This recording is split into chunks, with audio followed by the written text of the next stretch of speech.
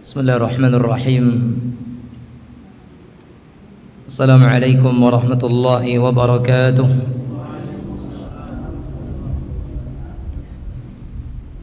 Alhamdulillahi rabbil alamin, alladzi nahmaduhu wa nasta'inuhu wa nastaghfiruh wa na'udzu billahi ta'ala min shururi anfusina wa sayyiati a'malina, may yahdihillahu fala mudilla lahu ومن يضلل فلا هادي له وأشهد أن لا إله إلا الله وحده لا شريك له وأشهد أن سيدنا وحبيبنا ونبينا محمدا عبد الله ورسوله اللهم صل وسلم وبارك على نبينا وحبيبنا محمد وعلى آله وصحبه ومن تبعهم بإحسان إلى يوم الدين وسلم تسليما كثيرا. أما بعد، قال الله عز وجل: يا أيها الذين آمنوا اتقوا الله حق تقاته ولا تموتن إلا وأنتم مسلمون. فإن أصدق الحديث كتاب الله وخير الهدي هدي محمد صلى الله عليه وسلم وشر الأمور محدثاتها فإن كل محدثة بدعة وكل بدعة ضلالة وكل ضلالة في النار. اللهم لا علم لنا إلا ما علمتنا، اللهم علمنا ما ينفعنا، اللهم انفعنا بما علمتنا، ربنا زدنا علما.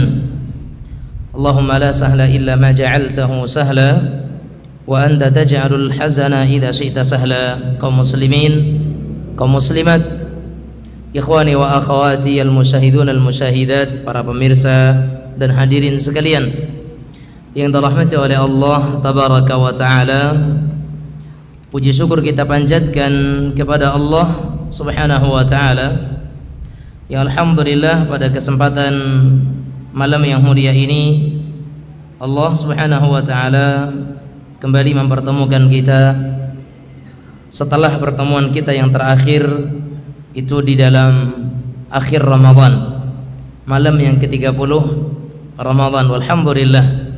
Dan ini merupakan kajian pertama kita di Masjid Bustami Umar yang sifatnya rutin insyaallah taala. Dan perlu kita syukuri bersama, di saat sebagian masyarakat, di saat sebagian daerah, di saat sebagian perkumpulan mereka susah untuk melakukan yang namanya kajian. Mereka susah untuk bisa mendatangkan seorang ustaz, seorang dai. Susah bagi mereka untuk mendapatkan tempat yang bagi mereka itu mereka jadikan sebagai sarana untuk mendapatkan pengetahuan agama. Namun di sisi lain kita di sini mendapatkan faidah dan mendapatkan fadilah yang besar, yang mana Allah Azza wa Jalla bukakan untuk kita salah satu di antara peluang dan kesempatan untuk kita sama-sama bisa belajar. Dan ini merupakan nikmat yang besar yang Allah Subhanahu wa taala berikan kepada kita, sehingga sebuah nikmat tentunya kita syukuri. Dan cara seseorang mensyukuri nikmat Allah adalah dengan menjalankan atau menggunakan nikmat tersebut di dalam kebaikan. Itu di antara cara untuk kita bersyukur kepada nikmat Allah Azza wa Jalla. Dan nikmat yang kita dapatkan adalah kesempatan atau peluang Allah Azza wa Jalla menjadikan kita di antara orang-orang yang bisa belajar, duduk bersama dalam majlis. Maka mensyukurinya adalah dengan kita hadiri, kita semangat, dan setelah kita hadiri, kita semangat, kita fahami, dan kemudian kita amalkan. Dan sebagai maklumat bagi kita bersama, pemberitahuan di awal pertemuan kita ini, bahwa insyaallah ta'ala kajian kita di Masjid Bustami Umar ada dua bentuknya. Pertama, kajian rutin, dan itu insyaallah akan kita lakukan di setiap hari Seninnya. Dan bentuk yang kedua adalah kajian yang sifatnya penyemangat, refresh, atau tabligh akbar, atau kajian daurah dan seterusnya, yang itu mungkin akan kita lakukan mudah-mudahan dimudahkan oleh Allah Subhanahu wa taala. Sekali dalam sebulan kita membawa ustaz-ustaz yang tentunya mereka bisa kita ambil faedah dan ilmu yang lebih besar dari apa yang kita dapatkan di setiap pekannya. Adapun kajian rutin kita, insyaallah kita akan bahas 2 pembahasan besar. Di setiap kajian rutin kita akan bahas 2 kajian besar. Pertama adalah kajian tentang babul ibadah, bab tentang berkaitan dengan ibadah. Dan ibadah yang kita ambil adalah ibadah yang paling penting, yaitu tentang salat. Dan kita ambil sebuah kitab yang ditulis oleh Ustaz Dr. Firanda Andirja hafizahullah. Dalam kitab beliau Bekal Salat, tuntunan salat sesuai dengan sunnah Nabi sallallahu alaihi wasallam. Dan ini akan kita bahas di setiap Senin pekan 1 dan 2. Senin pekan 1 dan 2 insyaallah akan kita bahas tentang bagaimana tuntunan sifat salat Rasulullah sallallahu alaihi wasallam. Kemudian di pekan yang ketiga, keempat dan kelima insyaallah tidak kalah pentingnya bagi seorang muslim untuk mendalaminya dan memahaminya, yaitu yang berkaitan dengan akidah, yang berkaitan dengan manhaj dan tauhidnya. Dan kita akan bahas tentang kitabut tauhid alladhi huwa haqqullahi 'alal 'abid. Kitabut tauhid yang menjelaskan tentang hak-hak Allah atas hambanya. Apa yang menjadi kewajiban seorang hamba atas Allah Subhanahu wa taala. Jadi kaum muslimin muslimat sekalian, Kitabut Tauhid adalah buah karya Al-Imam Al-Mujaddid Syekhul Islam Muhammad ibn Sulaiman At-Tamimi Al-Hambali An-Najdi rahimahullahu taala. Dan insyaallah taala darinya kita akan dapatkan berbagai faidah dan manfaat yang besar yang berkaitan dengan keyakinan dan keimanan seorang hamba dan akidah seorang muslim dan muslimah. Semoga Allah Azza wa Jalla memberkahi niat kita ini. Semoga Allah mudahkan apa yang kita niatkan dan apa yang kita sudah mulai di hari ini. Dan kami menyampaikan pesan dari pengurus masjid, bahwa pesan dari pengurus masjid hendaknya dan kiranya kita semua yang hadir di kajian rutin kita ini untuk sama-sama kita memperhatikan, serius di dalam belajar. Bahkan kalau bisa sebagaimana pesan daripada Imam Syafi'i rahimahullah, beliau menyatakan apa? Al-ilmu qaidun, al-ilmu saydun, wal kitabu qaiduh. Sayyid suyudaka bil khibalil wathiqah, famin al-hamaqati an taghzuwa ghazalatan fatatrukahu bainan nasi taliqah.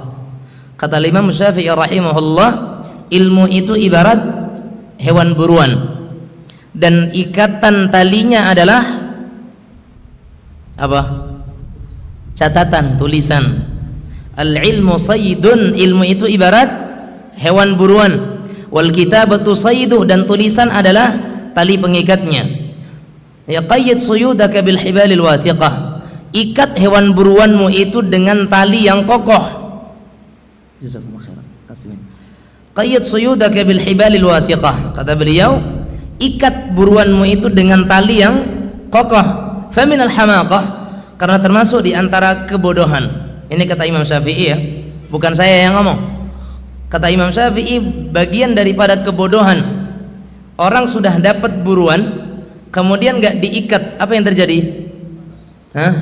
Kita ke hutan nyari buruan, dapat rusa, sudah ketangkep, kita mau nyari yang lain, gak kita ikat, apa yang terjadi? Lepaslah. Nah, kira-kira orang yang kayak gitu udah dapat hewan buruan kemudian dia biarkan lepas kayak gitu, kira-kira nih bodoh atau kurang akal?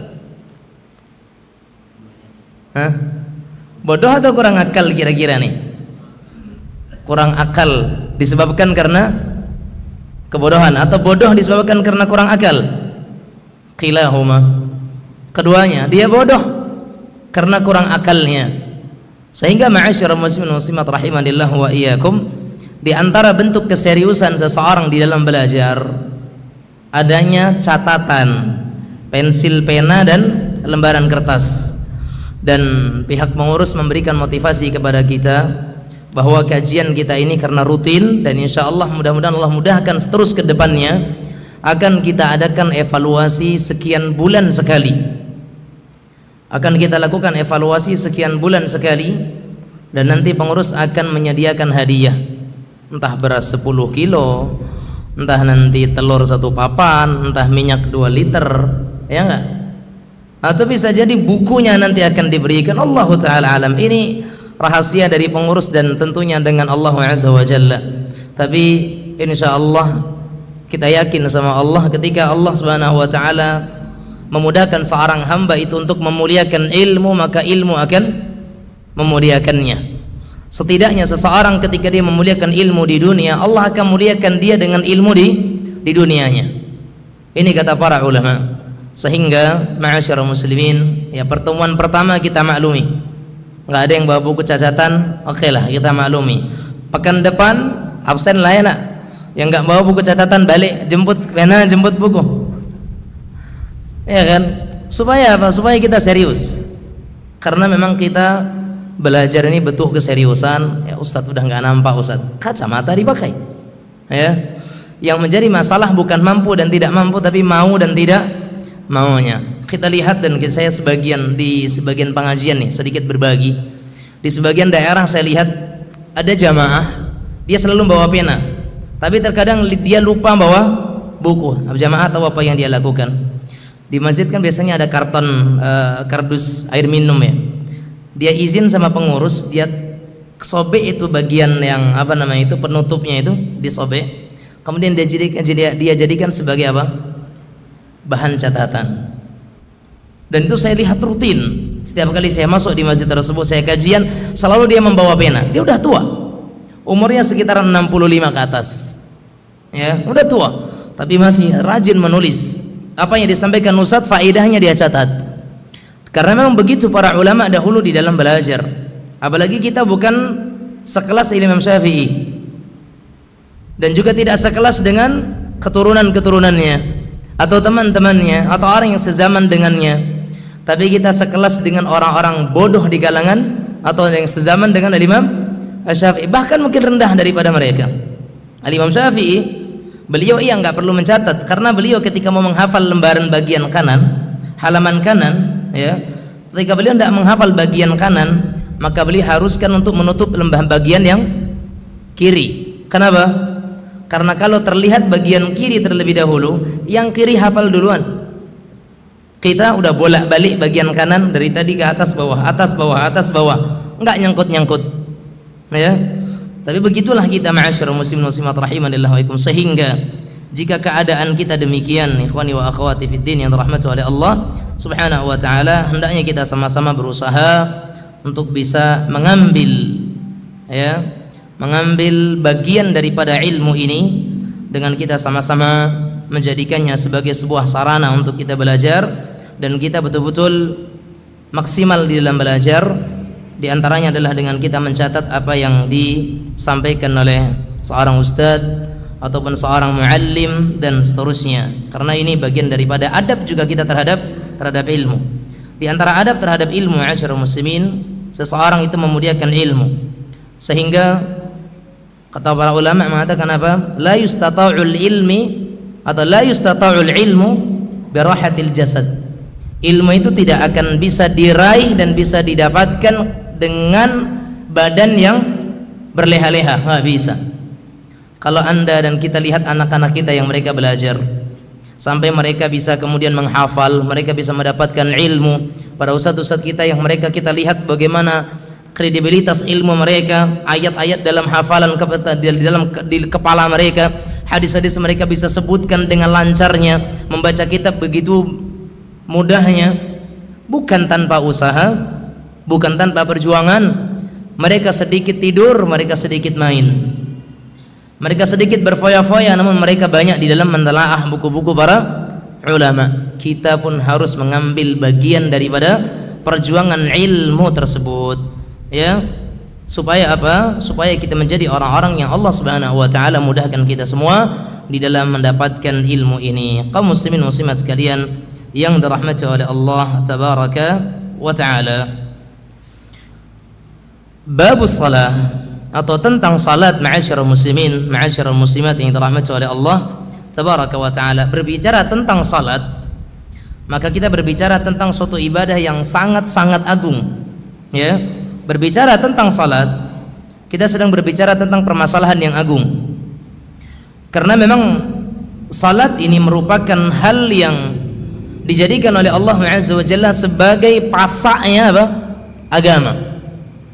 Salat ini adalah pasaknya agama atau tiangnya agama. Jika sekiranya suatu bangunan tidak ada tiang, maka dindingnya tidak akan bisa tegak, atapnya pun juga tidak bisa terpasangkan karena tiangnya tidak ada. Kalaupun sekiranya bangunan itu ada namun tiangnya rusak, maka alangkah mudahnya bangunan tersebut akan roboh dan runtuh. Begitulah ya salat. As-salatu imaduddin. Salat itu adalah tiangnya agama. Maka dikatakan faman aqamaha faqad aqamad-din wa man hadamaha faqad hadamad-din. Siapa yang menegakkan salat maka dia telah membangun bangunan Islam yang kokoh, dan siapa yang menghancurkan salatnya maka berarti dia telah menghancurkan agamanya. Dan kita lihat perkara yang tidak ada keringanan, mau musafir mau sakit, mau tua mau muda, bisa ataupun tidak bisa, tetap harus salat, iya atau tidak? Berbeda dengan rukun Islam yang lain. Puasa, ada orang-orang yang tidak diwajibkan untuknya puasa. Orang yang sakit, musafir, orang tua yang tidak mampu, mereka semuanya mendapatkan keringanan untuk tidak berpuasa. Umrah, orang yang tidak mampu, orang yang sakit, orang yang tidak punya harta, orang yang tidak punya kemampuan finansial, wajib bagi mereka umrah? Tidak. Haji, orang yang mereka sakit tidak wajib haji, bahkan tidak, maka kalau sekiranya dia memaksakan diri untuk haji berdosa karena dia membalimi dirinya sendiri. Kata Allah, wala taqtulu anfusakum, jangan kalian membunuh diri kalian masing-masing. Karena orang yang sakit memaksakan diri haji, dia bunuh diri namanya. Jihad, orang yang sakit wajib jihad? La wallah, enggak. Orang yang mereka itu dalam kondisi tidak mampu wajib jihad? Tidak. Tapi salat, orang yang musafir wajib salat atau tidak? Wajib. Orang yang sakit wajib salat atau tidak? Wajib. Orang yang tidak mampu berdiri boleh tidak salat? Tetap wajib salat. Maka tidak ada tawar-menawar untuk salat, satu-satunya ibadah. Satu-satunya ibadah yang tidak ada tawar-menawar. Mau dia sakit, mau dia tidak, mau dia sehat, mau dia mukim, mau dia musafir, mau dia mampu berdiri ataupun tidak mampu berdiri, tetap diwajibkan untuk salat.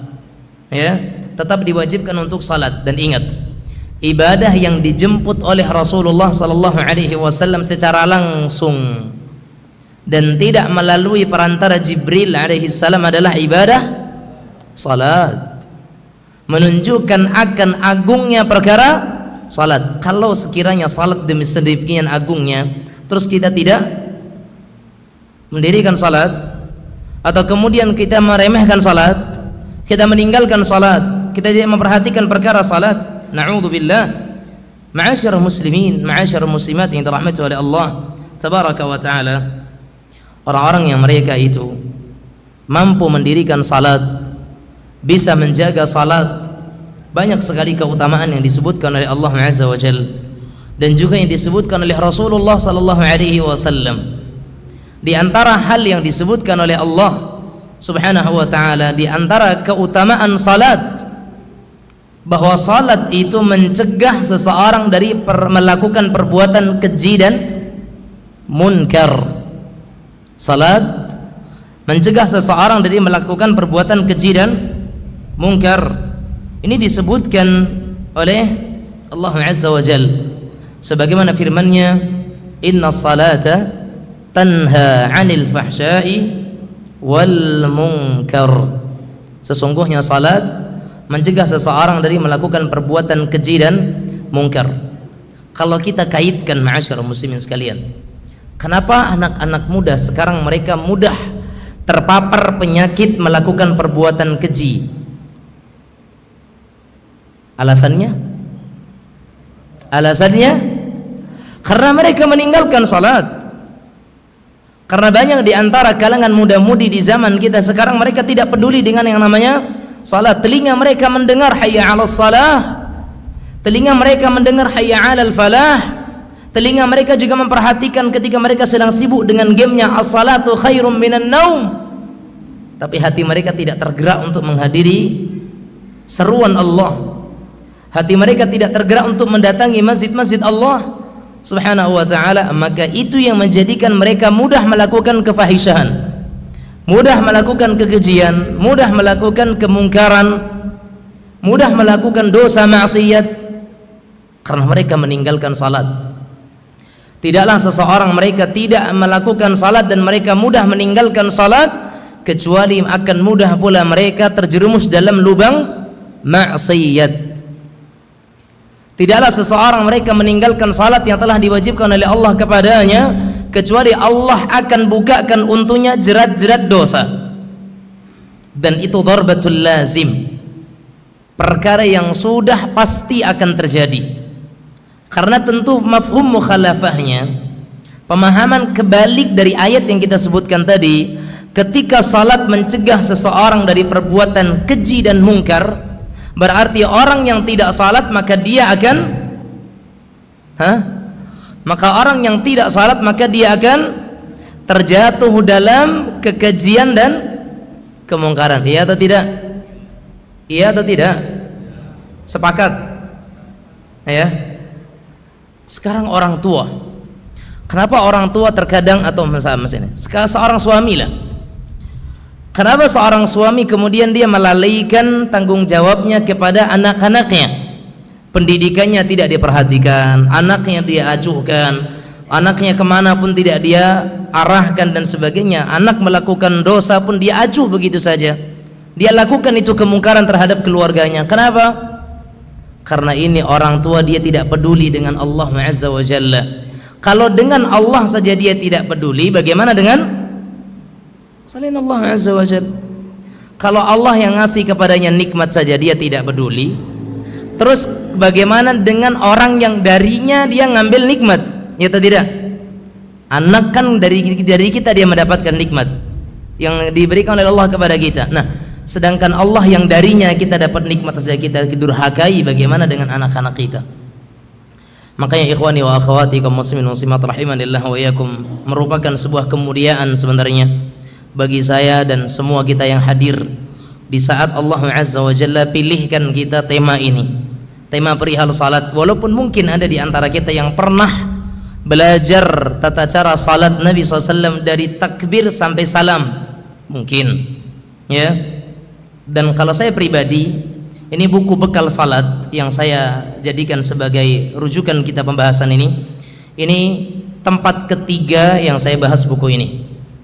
Tapi setiap kali saya buka lembaran pertama, ternyata saya temukan ada pemahaman baru. Walaupun dulunya saya pernah baca, tapi ternyata dengan beberapa perjalanan, dengan beberapa kali mengulang, pemahaman baru sampai. Artinya ada pemahaman yang baru, ada faedah yang bisa kita ambil. Dan begitulah ilmu. Makanya para ulama itu dulu satu kitab bukan selesai habis udah ganti kitab, tidak begitu. Kitab Tauhid misalkan, para ulama di antaranya para imam-imam yang ada di Masjid Nabawi atau para ulama yang ada di Masjid Nabawi, ada yang pelajarannya setiap tahunnya atau setiap pelajaran kitab Tauhid misalkan, selesai sampai bab akhir ulang lagi dari awal, ya, selesai sampai akhir ulang lagi dari awal. Pun yang hadir bertahun-tahun ketika ditanya, ketika balik ke awal, geleng lagi, nggak tahu lagi. Dan memang ilmu butuh untuk dimurajaah. Sama dengan masalah salat, ya, permasalahan salat termasuk permasalahan yang akan menimbulkan permasalahan baru, ya atau tidak? Ini salat, ya, permasalahan salat itu akan terjadi padanya banyak kejadian-kejadian. Contoh, imam 5 rakaat, bagaimana sikap makmum? Imam 5 rakaat, bagaimana sikap makmum? Terpecah manusia menjadi dua pendapat. Yang satu mengatakan diikuti imam. Dalilnya apa? Dalilnya adalah innama ju'ilal imam wa liyutamma bih. Imam itu dijadikan sebagai imam karena untuk diikuti karena dia berdiri ke rakaat kelima salat Isya, maka makmum pun ikut berdalilnya. Salah atau betul? Salah atau betul? Dalilnya betul. Penerapan dalil, karena tidak semua orang yang tahu dalil penerapan dalilnya benar, dan tidak semua tukang tahu alat pandai menggunakan alat dia atau tidak. Tidak semua tukang yang tahu alat dia pandai mengoperasikan alat tersebut, ya. Ada tukang bangunan dia tahu ini alat untuk motong keramik, tapi tukang atap dia terkadang tidak tahu bagaimana cara menggunakan alat potong keramik. Begitu juga orang yang tahu dalil belum tentu dia tahu cara mengaplikasikan dalil. Termasuk tadi, nah, yang satu mengatakan nggak tahu, daripada saya mengatakan boleh dan ikut imam maka lebih baik saya diam. Terus sikap Anda bagaimana? Bingung. Sikap Anda bagaimana? Ya saya bingung. Terus ketika itu ngapain? Ya karena banyak yang berdiri saya ikut berdiri aja Ustaz. Sama aja berarti, sama saja. Sementara yang sikap yang benar adalah ketika imam berdiri ke rakaat tambahan di luar jumlah rakaat yang ada, misalkan salat subuh jadi 3, maghrib jadi 4, isya jadi 5, sikap makmum adalah imam berdiri nih, subhanallah kata makmum, berdiri terus dia, subhanallah masih terus dia berdiri, makmum duduk, sini duduk, sini berdiri, sini duduk. Ada yang bingung, kami memilih diam Ustaz daripada jawab salah, ya, mengikuti imam. Yang benar apa? Jamaah sekalian rahimanillah wa iyyakum, berdiri ke rakaat kelima itu kesalahan atau bukan kesalahan? Kesalahan. Imam untuk diikuti atau diingkari? Diikuti. Tayyib. Yang diikuti yang salah atau yang betul? Yang diikuti yang salah atau yang betul? Sementara berdiri ke rakaat kelima kita katakan salah atau betul? Salah. Salah. Jadi posisi ketika itu, ketika imam berdiri untuk rakaat yang kelima, maka makmum tidak boleh berdiri. Kalau ada orang yang tahu itu rakaat kelima dan dia sengaja berdiri, batalat salatuhu, salatnya batal, fa'alaihi i'adatus salah, dan dia wajib untuk mengulang salatnya. Kenapa? Karena dia menambah sesuatu yang tidak boleh ditambah. Sementara rakaat sifatnya tauqifiyah, jumlah rakaat salat sifatnya tauqifiyah. Apa tauqifiyah? Sesuatu yang tidak boleh ada penambahan. Mutlak. Subuh 2 rakaat, maghrib 3 rakaat, zuhur, asar, isya 4 rakaat, ya, la yuzad, tidak boleh ditambah sedikit pun. Sehingga makmum ketika itu tidak boleh berdiri jika dia tahu dan itu dia sadar itu rakaat kelima. Perkara imam dia berdiri, ya wes biarkan dia berdiri sendiri, biarkan dia berdiri sendiri, makmum tetap duduk. Ngapain Ustaz selama itu? Ngapain Ustaz? Baca tahiyat dah selesai, imam masih berdiri aja, bengong. Nah, ini pentingnya ilmu. Ini pentingnya ilmu, dan kita akan sampai ke sana nantinya. Bahwa kata Rasulullah sallallahu alaihi wasallam, ketika seseorang selesai dari bacaan tasyahud akhir, maka kata beliau, falyatakhayyar minad du'a ma syaa. Kata Rasulullah SAW, maka hendaknya dia pilih doa apa saja yang dia butuhkan. Orang yang faham ilmunya, dia tidak akan bingung, karena saat-saat sebelum salam itu waktu yang mustajab untuk seseorang mengangkat tangan, untuk seseorang itu mengangkat kebutuhan dan hajatnya kepada Allah. Sehingga semakin lama dia duduk tasyahud akhir sebelum salam, semakin terbuka kesempatan untuk memperbanyak doa. Yang mau berangkat haji, perbanyak doa di situ, dimudahkan hajinya. Yang mau berangkat umrah, berdoa kepada Allah supaya dicukupkan kebutuhan umrahnya. Yang anaknya mau nikah, mudah-mudahan diberikan jodoh yang tepat, kemudian diberikan kemudahan untuk sampai kepada prosesi akad nikahnya, dan diberikan keberkahan dalam hubungan anaknya. Atau yang mau nikah misalkan, terus semuanya. Iya toh? Gitu saja. Nah, artinya kita semuanya hadapkan urusan kita kepada Allah Subhanahu wa taala. Tapi semuanya apa? Semuanya apa? Dengan ilmu. Tapi jemaah sekalian, ini saya sampaikan sejak awal ya. Saya sampaikan sejak awal, i'malu bi ilmi wa la ta'malu bi amali. Ada yang paham? I'malu bi ilmi wa la ta'malu bi amali. Ini pesan saya kepada jamaah sekalian. Lakukan ibadah salat sesuai dengan ilmu yang saya sampaikan. Dan jangan melaksanakan salat sebagaimana pengamalan saya dan di dalam salat. Faham maksudnya? Ini pesan para ulama. I'malu bi'amalin bi'ilmin wa la ta'malu bi'amalin. Laksanakan ibadah itu karena ilmunya, bukan karena pengamalan orang yang menyampaikan ilmu. Kenapa? Ada kalanya seorang ahli ilmu ketika menyampaikan babus salah, misalkan ruku kita itu lurus, misal yang menyampaikan misalkan seumuran antum, udah usia 70-an tahun, beliau menyampaikan di dalam ruku punggung kita harus lurus, tidak boleh bungkuk. Sementara beliau mungkin ketika ruku sudah tidak bisa bungkuk, tidak bisa lurus. Apakah gara-gara beliau yang menyampaikan bungkuk salatnya kemudian kita tiru beliau? Ustadznya aja kayak gitu, makanya kita gitu juga lah? Enggak. Tapi apa? Amalkan dengan dasar ilmu yang disampaikan, jangan ikuti pengamalan orang yang menyampaikan ilmunya. Faham di sini? Maka di awal ini saya sampaikan, ya, ini saya sampaikan karena dalam babus salah akan banyak terjadi hal-hal yang antara ustadz yang menyampaikan dengan kita yang mendengar akan terjadi beberapa perbedaan. Dan dalam masalah fikih, seorang ustadz tidak boleh memaksa jamaah harus mengikuti pendapatnya. Bapak Ibu sekalian, saya begini, ikuti saya, nggak boleh, ya. Maka kembali kepada masing-masing kita. Kita dengarkan adzan Isya terlebih dahulu. Hadza wa sallallahu wasallam ala nabiyina Muhammad wa ala alihi wa sahbihi wasallam.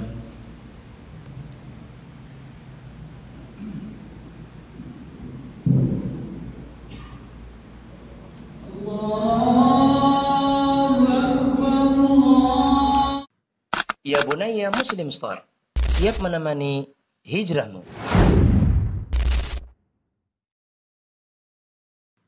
Ya bunayya Muslim Store, siap menemani hijrahmu.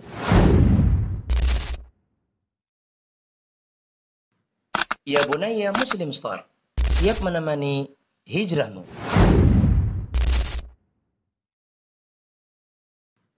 Ya bunayya Muslim Store, siap menemani hijrahmu.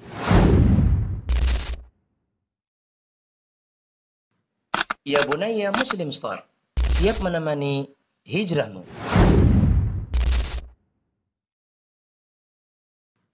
Ya bunayya Muslim Store, siap menemani hijrahmu.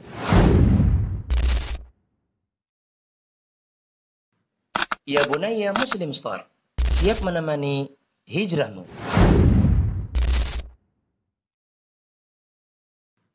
Ya bunayya Muslim Store, siap menemani hijrahmu.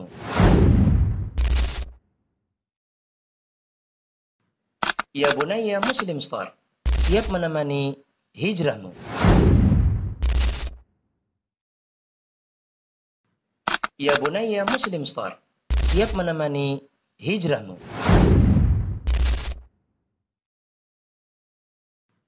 Ya bunayya Muslim Store, siap menemani hijrahmu.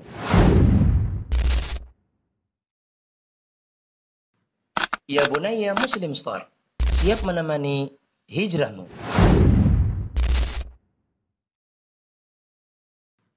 Ya bunayya Muslim Store, siap menemani hijrahmu.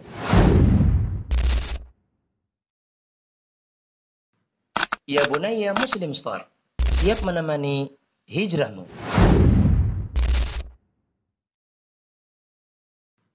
Ya bunayya Muslim Store, siap menemani hijrahmu.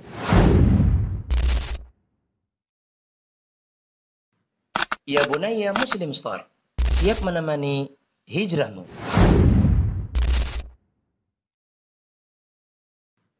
Ya bunayya Muslim Store, siap menemani hijrahmu.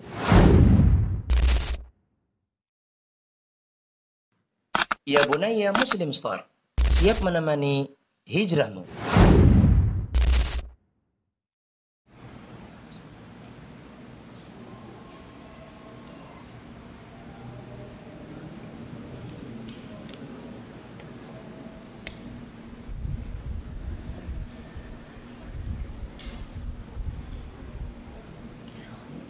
Alhamdulillahi Rabbil Alamin, wa sallallahu wa sallam wa baraka ala nabiyina wa habibina Muhammad wa ala alihi wa sahbihi ajma'in, amma ba'd. Kaum muslimin muslimat sekalian, ikhwani wa akhwati, ma'asyiral muslimin, al-musyahidin al-musyahidat yang dirahmati oleh Allah Azza wa Jalla. Tadi kita sampaikan salat memiliki keutamaan. Di antara keutamaan yang pertama bahwa salat itu akan mencegah dari perbuatan keji dan mungkar. Itu yang pertama. Keutamaan salat yang kedua, bahwa salat itu adalah amalan terbaik setelah syahadat. Amalan terbaik setelah syahadat dan tidak ada yang lain. Ya, amalan terbaik setelah syahadat tidak ada yang lain. Kecuali apa? Salat. Hal ini bisa kita ambil dari sabda Rasulullah sallallahu alaihi wasallam dalam hadis Abdullah bin Mas'ud radhiyallahu taala anhu, ketika Abdullah bin Mas'ud menyatakan bahwa sa'altu Rasulullah sallallahu alaihi wasallam ayyul amali afdal. Abdullah bin Mas'ud berkata kepada Rasul sallallahu alaihi wasallam, ya Rasulullah, amalan apa yang paling afdal? Dan di sini pertanyaannya umum dah, enggak dibagi-bagi mau ini mau itu, pokoknya secara umum amalan apapun itu, ya, amalan apa yang paling afdal? Makanya tentunya setelah seseorang dalam kondisi Islam, dan syarat Islam adalah syahadat. Berarti jawaban yang akan diberikan Nabi adalah perkara yang paling utama setelah seseorang itu syahadat atau dia dalam Islam. Jawaban Nabi adalah as-salatu li waqtiha, salat pada waktunya. Permasalahan salat disebutkan Nabi sallallahu alaihi wasallam karena salat itu adalah hak siapa? Salat itu hak siapa? Hak Allah. Makanya Allah katakan wa aqimis salata li dzikri, dan dirikanlah salat untuk mengingatku, karena Allah itu untuk diingat bukan untuk dilupakan. Ini Allah Azza wa Jalla. Makanya salat itu hak Allah Azza wa Jalla, tapi di dalamnya ada hak hamba. Makanya kata Allah Azza wa Jalla, qasamtu salata ila nisfain, aku bagi salat itu dua bagian. Lihat, pembagian salat itu menjadi dua, menjadi hak Allah dan hak hamba. Hak Allah di mana?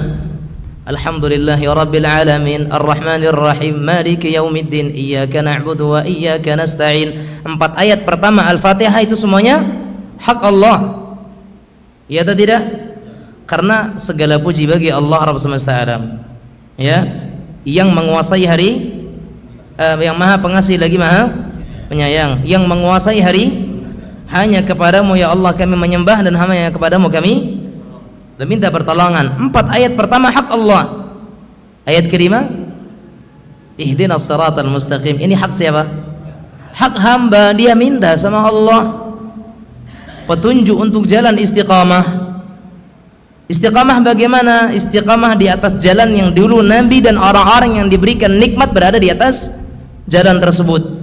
Bukan jalannya orang-orang Yahudi, bukan jalannya orang-orang Nasrani, orang yang dimurkai oleh Allah dan orang yang tersesat jalan. Makanya 4 ayat pertama Al-Fatihah hak Allah, 3 ayat terakhir Al-Fatihah hak hamba. Maka kata Allah, qasamtus salah, aku bagi salat untuk dua, hak Allah dan hak hamba. Ini kata Allah Azza wa Jalla. Tetapi hakikatnya salat untuk Allah Azza wa Jalla, dan kebaikannya untuk kita. Adil enggak Allah? Adil enggak Allah? Adil, seadil-adilnya itu Allah Azza wa Jalla. Salat untuk Allah, hak Allah, tapi kebaikan salat untuk siapa? Untuk kita. Manfaat salat berapa sih? Keutamaan salat berapa? Keutamaan salat ada berapa? Yang kita sebutkan 2, betul? Semuanya berapa? antara satu ulama dengan ulama yang lain berbeda. Dan coba nanti kita sebutkan berapa keutamaan salat yang bisa saya kumpulkan, berapa yang bisa saya sebutkan. Taib. Jadi kita masih di pembukaan salat untuk motivasi targhib, supaya kita tidak meninggalkan salat, bahwasanya dengan salat saja kita akan dapat berbagai keutamaan. Dan ternyata salat adalah amalan yang paling afdal setelah seseorang itu di dalam Islam. Yang ketiga, salat itu ikhwan dan akhwat sekalian, dia membersihkan dosa-dosa dan karat-karat maksiat. Salat itu membersihkan dosa dan karat-karat maksiat. Coba, memang perkara itu wajib, tapi di sisi lain Allah mewajibkan, ternyata ada keuntungan yang didapatkan, ya, ada keuntungan yang didapatkan, ada kewajiban, ada hak. Kewajibannya dia salat, haknya diampuni dosa-dosanya. Ibaratnya dosa itu utang, Pak, Ibu sekalian. Anda disuruh bekerja untuk membayar hutang Anda, wajar nggak? Wajar nggak? Hah? Anda punya utang, untuk bayar utang nggak bisa, makanya Anda disuruh bekerja sama dia, nanti gajinya langsung untuk membayar. Wajar nggak? Sangat wajar. Tapi ada nggak orang yang merasa sholat itu jadi kerjaan? Hah? Ada yang merasa sholat jadi kerjaan? Banyak. Tapi mukmin tidak menganggap sholat sebagai kerjaan, karena pekerjaan melelahkan dan sholat tidak ada yang melelahkan. Kalau ada orang yang merasa lelah dengan salatnya, perbaiki syahadat dan imannya. Kalau ada orang yang merasa berat dan tersiksa bekerja dengan salatnya, perbaiki imannya. Karena sahabat dulu menjadikan salat sebagai sarana istirahat. Kalau kita salat menjadi iya, sahabat mereka dahulu salat menjadi sarana istirahat, sementara kita salat seolah-olah deh lah datang pulau waktu asau tadi mau zuhur, hah? Lu dapet lolok azan pulau sebagainya, deh bolo mak main bola lobang luang magharib. Subhanallah, apakah demikian kita memahami salat? Lomak bo bola lazan isya lah harus lo ke masjid, dia tak sompok nonton bekok jajan gol lo dan sebagainya. Ya enggak? Sering kan kayak gini? Sering aku aja. Berarti kita masih menganggap salat terkadang sebagai beban. Belum sepenuhnya kita jadikan salat sebagai istirahat. Bahkan pada puncaknya seseorang ketika menganggap salat sebagai kebutuhan. Kalau ndak salat ndak lomak saudara. Kalau ndak lomak ndak tonang air, ndak tonang hidup, isau je kikir, gelisah, resah, ya, was-was itu muncul terus. Nah, ini baru orang yang mulai Allah Subhanahu wa taala tanamkan kebutuhannya kepada salat. Kalau mulai ada hal yang seperti itu, bersyukur kepada Allah. Terus minta sama Allah supaya ditambah rasa butuhnya kita kepada salat. Ya, memang kalau bisa salat itu jadikan sebagai suatu kebutuhan dan sebagai beban. Kalau salatlah menjadi beban, berarti perlu memperbaiki keimanan.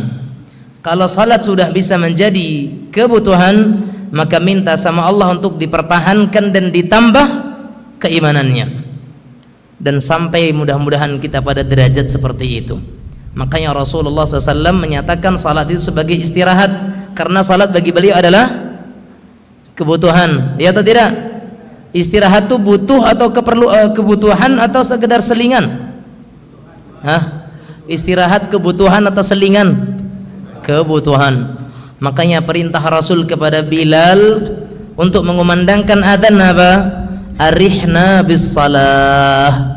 Wahai Bilal, istirahatkan kami dengan salat. Delapo nek nek dunia godo. Obanglah adzan, istirahatkan kami dengan salat. Wong awak anda sedang lomak bekerja adzan orang, ini mengganggu je mah. Subhanallah. Mudah-mudahan Allah Azza wa Jalla jauhkan kita dari hal yang demikian. Oleh karenanya ikhwan dan akhwat kaum muslimin muslimat rahimanillah wa iyyakum, salat membersihkan dosa. Lihat apa kata Rasulullah SAW dalam hadis Jabir ibn Abdullah radhiyallahu taala anhuma. Beliau menyatakan bahwasanya Rasulullah SAW bersabda, "Mathalus salawatil khamsi kamathali nahrin jarin umrin ghamrin ala babi ahadikum yaghtasilu minhu kulla yawmin 5 marrat."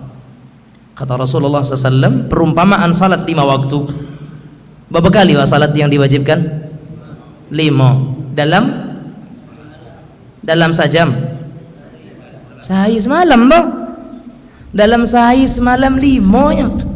Berapa minit paling lama Alfa? Untuk imam paling lama berapa lama? Berapa minit? 10 mini kan, 5 boleh jarang mungkin untuk salat isya, jarang ya, entah Ustaz Hamdi mana ya kan. Kalau untuk salat mungkin rata-rata 10 menit lah ya kan. Awak pun paling lama mungkin malam terakhir Ramadan petang bau kayak satu juz. Nah selain daripada itu biasa 10 menit kali 5 50 menit lah sampai sajam. Idui dalam sehari semalam berapa jam? 24 diminta 50 minit. 20 ompe diminta 50. Ulun sebagian dalek kan ya. Kau ada 5 termos 20 ompe termos nasi. Ada 20 ompe termos nasi yang diambil bawa socek termos itu pun masih ada lebih. Kira-kira wajar enggak? Boleh nak? Nggak ada jawaban. Boleh nampaknya salat 5 waktu. Jamaah sekalian, 24 jam Allah kasih sehari semalam. Diminta sama Allah palingan sekitar 50 menit. Taruhlah kita genapkan 1 jam. Diambil sebagian dari 20 ompe bagian. Berat juga kita subhanallah. Yang lebih luar biasanya lagi kata Rasulullah SAW, wa innalaka bihadihil khamsin. Muhammad, bagi kau 5 waktu salat tu tapi hitungannya 50 yang berkojokan kan ya, tapi nilainya di mata Allah 50. Sebagaimana awal pertama kali perintah salat diperintahkan oleh Allah kepada Rasul adalah 50. Apanya Musa? Tak akan tolak umat angka dah. Umat engkau tak akan bisa minta diskon sampai 10, 30, 25, 5 boleh, 10, 5. Apanya Musa alaihi salam? Muhammad naik balik minta kurang, tak akan tolak ada umatmu melakukan yang 5. Apa kata Nabi SAW? La malu dan ala malu dari 50 jadi berapa diskon? Sampai 5. Subhanallah, berapa persen doh? Dari 50 jadi 5, berapa persen? 90%. Diskon 90%. Tapi dapat kualitas yang tetap ori. Ya enggak? 100% dapatnya. Walaupun harganya 10%. Subhanallah, gimana sih kita nih ya? Terkadang kalau kita fikir-fikir seperti itu, Allah Azza wa Jalla juga perintahkan kita 1 jam mungkin. Itu kalau untuk normal. Belum lagi kalau yang mereka salatnya ala kadarnya, bacaannya al-ikhlas al-kautsar, al-ikhlas al-kautsar. Ya kan? Contohnya misalkan ada, enggak sampai kan 1 jam 1 hari. Berat juga mereka salat subhanallah, tapi kata Allah, wa innalaka bihadhil khamsin. Ini memang 5 yang kau kerjakan, tapi dari 5 tetap nilainya 50. Berat juga orang melakukannya, masih malas juga orang mendatanginya. Di mana kita akan jawab dan di mana kita letakkan muka kita di hadapan Allah, di mana kita letakkan wajah kita di hadapan Allah ketika Allah tanya tentang umur kita, wa an umrihi fima ablah, tentang umurnya untuk apa dia habiskan. 24 jam dalam sehari semalam kau gunakan untuk apa? Apa kita jawab? Sementara salat kita tidak kerjakan, malas-malasan kita berdiri untuk salat. Orang yang malas berdiri untuk salat sifatnya orang-orang munafik. Wa idza qamu ila salati qamu kusala. Mereka berdiri dengan penuh kemalasan. Yura'unan nas. Mereka riya dalam salatnya. Wala yadhkurunallaha illa qalila. Dan mereka tidak akan membaca bacaan salatnya kecuali yang paling pendek-pendek. Bisa kita artikan seperti itu. Kalau ada bacaan yang lebih pendek daripada Rabbighfirli, bacaan duduk di antara dua sujud, mungkin itu yang akan dibaca. Cuman itu yang paling pendek, Rabbighfirli. Kan ya? Buktinya salat tarawih 21 rakaat 7 menit tembus. Ya kan? Maka subhanallah jemaah sekalian, ini salat tiang agama, perkara yang sangat penting. Itu keutamaan yang ketiga. Yang keempat terakhir, sebelum kita buka tanya jawab kalau ada. Yang keempat, bahwa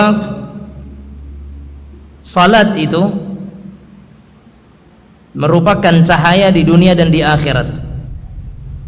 Salat itu merupakan cahaya bagi seseorang baik di dunianya dan di akhiratnya. Di samping salat tadi penghapus dosa, salat juga menjadi cahaya. Lihat kata Nabi kita Muhammad SAW, man hafadha 'alaiha kanat lahu nurun wa burhanun wa najatun yaumal qiyamah wa man lam yuhafidh 'alaiha lam yakun lahu nurun wala burhanun wala najatun wa kana yaumal qiyamah ma'a Qarun wa Fir'aun wa Haman wa Umayyah bin Khalaf wa Ubay bin Khalaf. Kata beliau rahimahullah sallallahu alaihi wasallam, siapa yang menjaga salat, menjaga di sini maknanya menjaga kesempurnaannya, menjaga adab-adabnya, menjaga waktunya, menjaga sunnah-sunnahnya, menjaga kekhusyuannya, semuanya dijaga. Man hafadha 'alaiha, siapa yang menjaga salatnya, kana lahu nurun wa burhan, baginya itu cahaya di dunia dan di akhirat, burhan, bukti keimanan, najah yaumal qiyamah, keselamatan di hari kiamat. Wa man lam yuhafidh 'alaiha, dan siapa yang tidak menjaga salatnya, lam yakun lahu nurun wala burhanun wala najatun wa kana yaumal qiyamah ma'a Qarun Fir'aun wa Haman wa Ubay bin Khalaf. Dan siapa yang tidak menjaga salatnya, dia tidak akan dapat cahaya, dia tidak punya bukti keimanan, dia tidak akan selamat di hari kiamat. Bahkan besok di hari kiamat dikumpulkan dengan dedengkot pendurhaka kepada Allah. Dedengkotnya para durhaka. Sama siapa dia dikumpulkan? Qarun, yang menyombongkan diri di hadapan Allah. Innama utituhu ala ilmin indi, oh ini karena kepandaian saya. Fir'aun, yang dia mengatakan ana rabbukumul a'la, aku Tuhan kalian yang maha tinggi, menantang Allah Azza wa Jalla, la'alli attali'u ila ilahi Musa wa inni la'adhunnuhu kadhiba. Haman, ini tiga orang sezaman, rajanya Fir'aun, ya kan, menteri pembangunannya Haman, ya kan, menteri keuangannya Qarun, ya. Ini semuanya dikumpulkan bersama. Ubay bin Khalaf, dedengkot kaum musyrikin di kalangan atau di zaman Rasulullah sallallahu alaihi wasallam, yang membuat propaganda besar kepada kaum muslimin.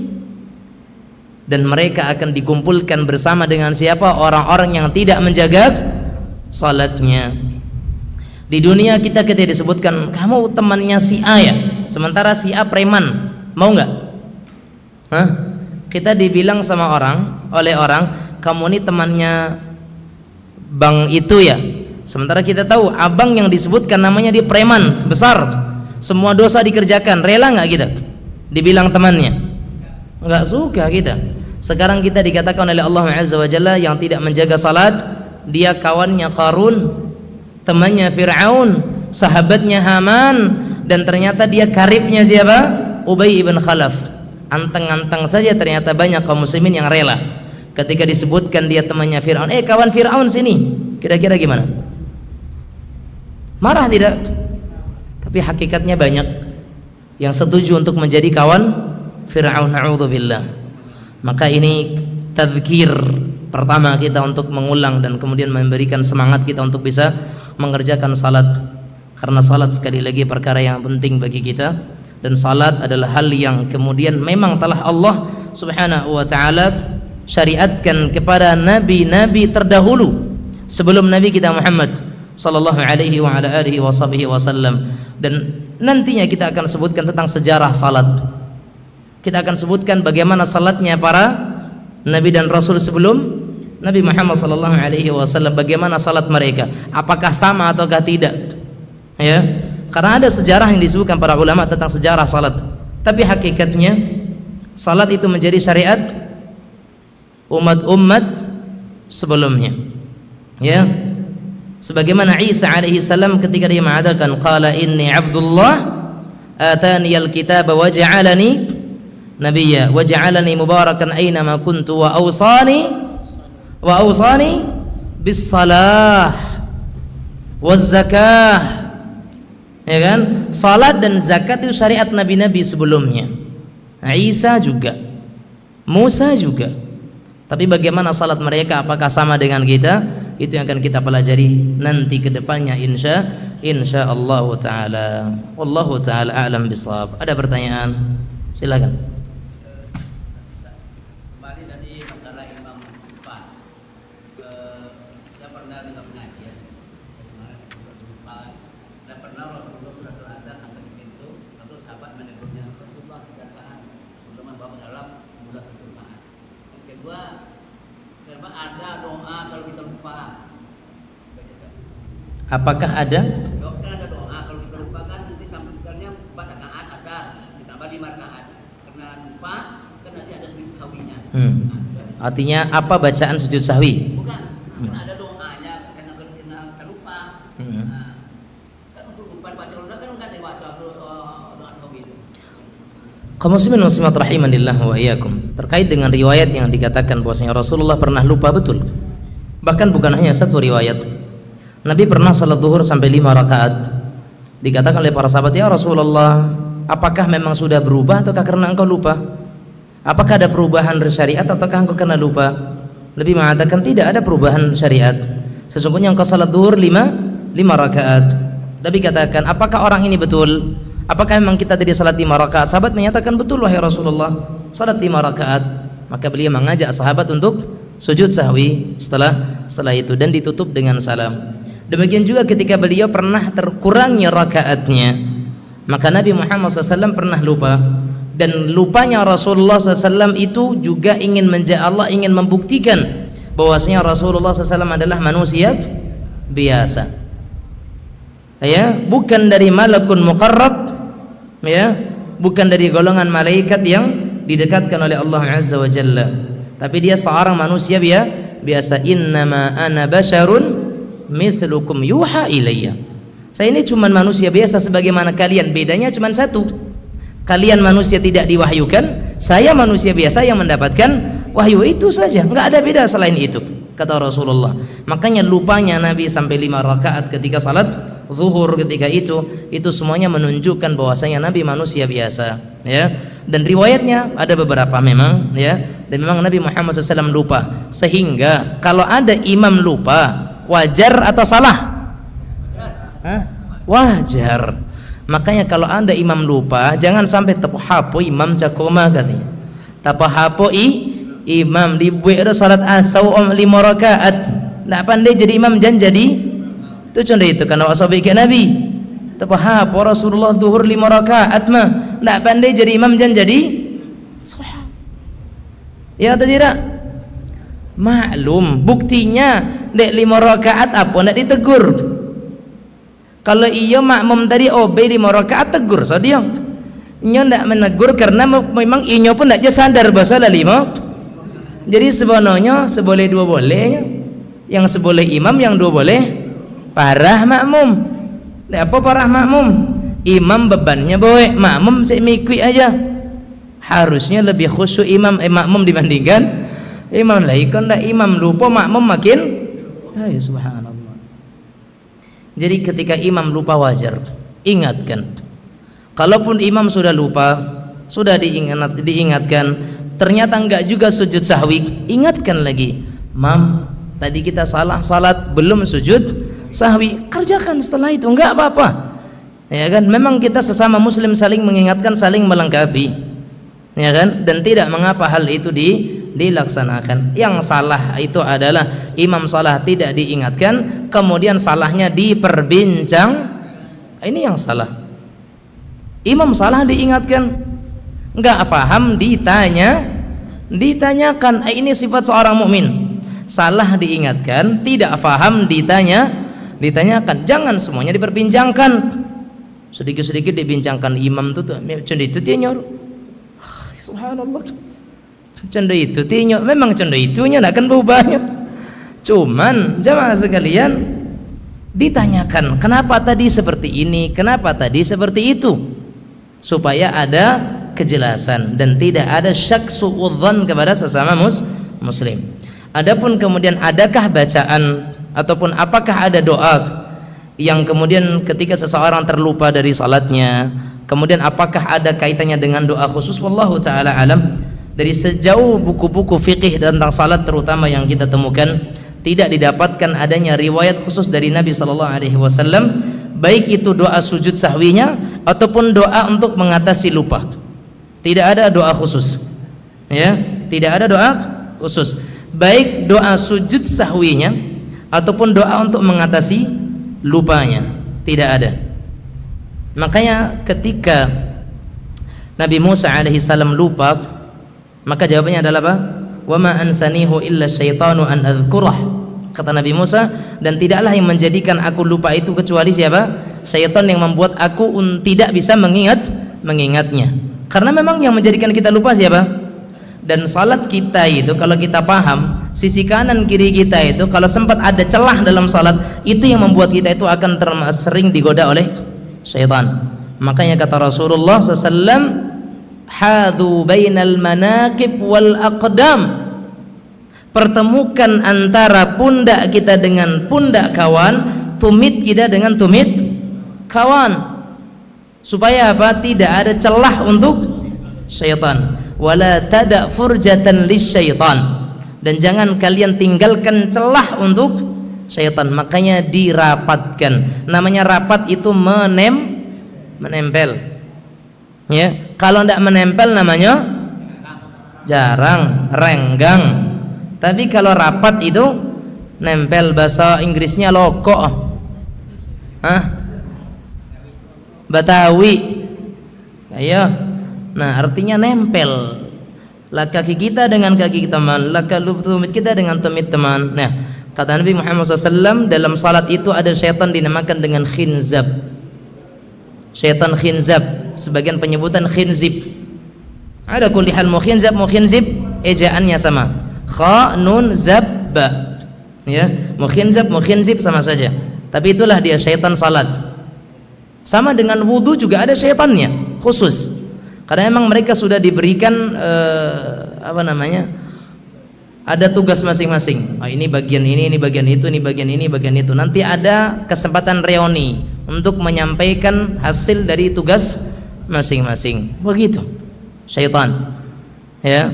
Makanya jangan pernah main-main dengan syaitan. Innahu lakum aduwwun fattakhiduhu aduwwa. Syaitan itu musuh bagi kalian, maka ambil dia sebagai musuh. Ya, maka tidak ada bacaan khusus baik dalam sujud sahwi ataupun bacaan khusus untuk menolak lupa. Karena bacaan sujud sahwi cukup sebagaimana sujud-sujud yang lainnya. Subhanakallahumma rabbana wa bihamdika Allahumma ighfirli, atau subhana rabbiyal a'la, atau subhana rabbiyal a'la wa bihamdi, atau subuhun qudusun rabbul malaikati atau rabbul jabaruti wal malakuti wal kibriyai wal 'azamah. Semuanya sama. Apa yang kita baca dalam sujud salatnya, itu yang kita baca dalam sujud sahwinya. Adapun doa untuk supaya kita dimudahkan untuk mengingat, doa umum saja. Ya Allah, jangan jadikan hambamu sebagai seorang pelupa, terutama dalam ibadah-ibadah kepadamu. Kita minta sama Allah tabaraka wa ta'ala. Wallahu a'lam bissawab. Ada yang lain? Subhanalladzi la yamutu wa la yanamu wa la yashuk. Ini doa riwayat dhaif. Riwayat ini tidak sahih dan itu tidak bisa dijadikan sebagai hujjah. Doa yang menyatakan subhanalladzi la yanamu wa la yashuk, maknanya betul. Maha suci Allah yang tidak pernah tidur dan tidak pernah lupa. Karena kebanyakan kita apa ndak bisa salah salat, kalau ndak lupa ndak talolo. Ya nak. Apa nek bisa salat salah? Kalau ndak lupa berarti dek mana yang qada Ustaz? Terlolok atau lupa? Terlolok. Begitu makanya Allah katakan subhanalladzi la yanamu wa la yasu, tapi itu riwayat dhaif dan tidak bisa dijadikan sebagai hujjah. Maka jadikan hujjah dalil yang sudah ada asalnya, yang sudah pasti dan jelasnya, dan jangan jadikan hujjah sesuatu yang masih dipertentangkan. Wallahu a'lam bissawab. Ada yang lain dari pemirsa ada? Ada. Silakan.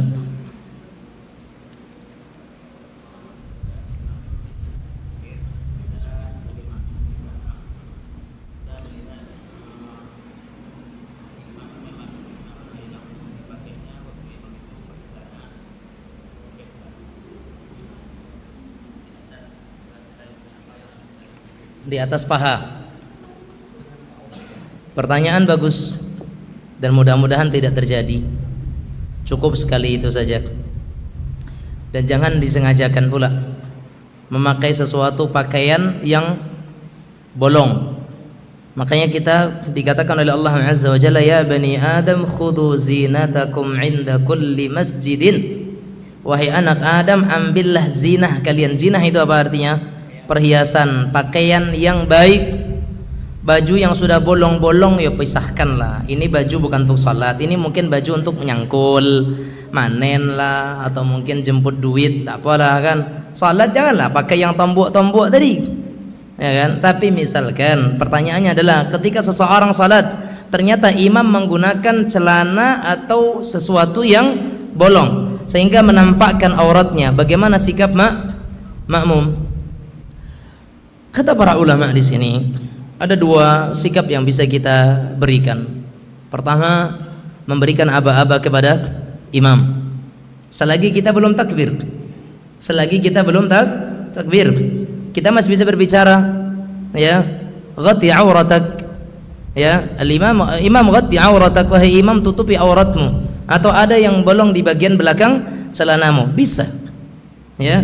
Tapi kalau sudah dalam salat Anda sudah takbir, jangan bilang kayak gitu. Karena inti salat adalah takbir, tahmid, tasbih, zikir kepada Allah. La yasluhu fiha min kalamin nas. Tidak dibolehkan di dalamnya ada perkataan manusia. Tapi kalau kita lihat memang sebelum takbir apa yang dilakukan? Dia ambil sesuatu yang bisa menutupi auratnya. Ambil sarung yang ada di masjid, kenakan. Mudah-mudahan dia tidak kaget dan tidak main tumbuk aja.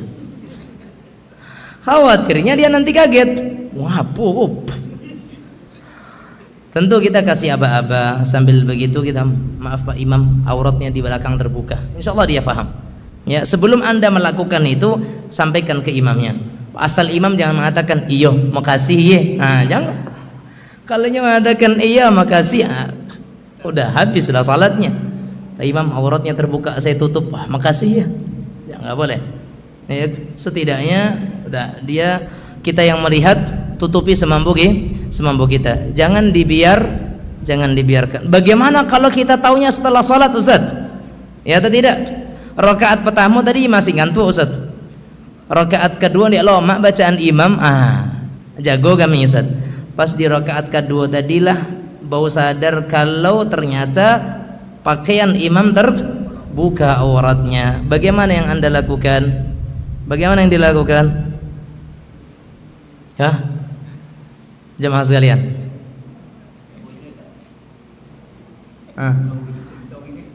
Tahu kan?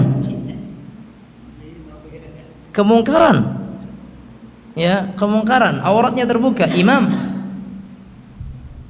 gimana? Batalkan salatnya. Tidak boleh serta-merta bermudah-mudahan membatalkan salat sementara kita sudah dalam jamaah. Bagaimana? Ini tugas jamaah, PR, cari jawabannya. Oke, silakan browsing internet, monggo. Ya, cari jawabannya. Anda bawa jawabannya pada pertemuan-pertemuan berikutnya, insya Allah. Biar pertanyaan bukan sama ustadznya, jamaah pun harus bisa menjawab pertanyaan. Wallahu a'lam bishawab. Nah, cukup.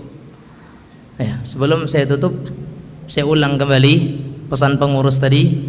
Kedepannya kita nggak usah sok-sok jadi imam Ya, jangan kita meniru-niru Imam Syafi'i. Ngakulah kita adalah memang Syafi'i juga mungkin kalau ada yang namanya, tapi Syafi'inya Syafi'i akhir